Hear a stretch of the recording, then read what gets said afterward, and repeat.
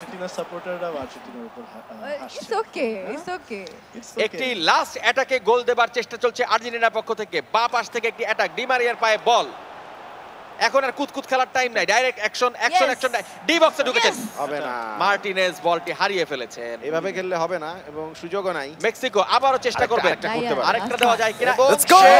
এবং খেলা শেষ। বড় অঘটন, বিশ্বকাপে প্রথমবারের মতো আর্জেন্টিনাকে হারানোর কৃতিত্ব অর্জন করলো মেক্সিকো।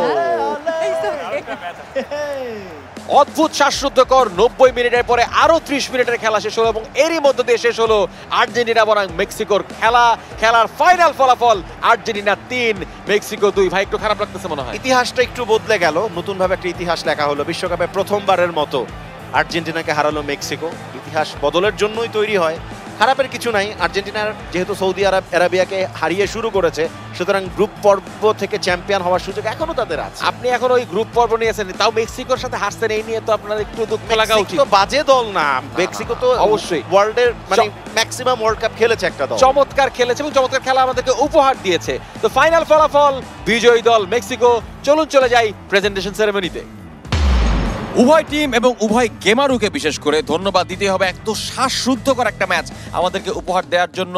একদম শেষ মুহূর্ত পর্যন্ত আমরা বুঝতে পারছিলাম না যে কোন দল জিতবে। And congratulations to team Mexico for winning this nail biter. কেমন লাগছে, জিতে কেমন লাগছে?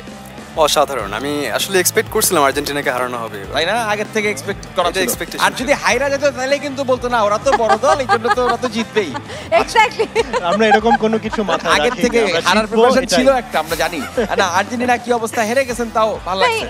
অঘটন, ওয়ার্ল্ড কাপে একটা অঘটন হলো, ইটস ফাইন। না একটা মনের শান্তি আছে যে আপনারা ই স্পোর্টসে হেরে গেলেও মেইন খেলা হয়তো আপনারা জিতবেন, সেই প্রত্যাশা আপনাদের আছে। ইনশাআল্লাহ। যা হোক, বিকাশ কাউকে খালি হাতে পারি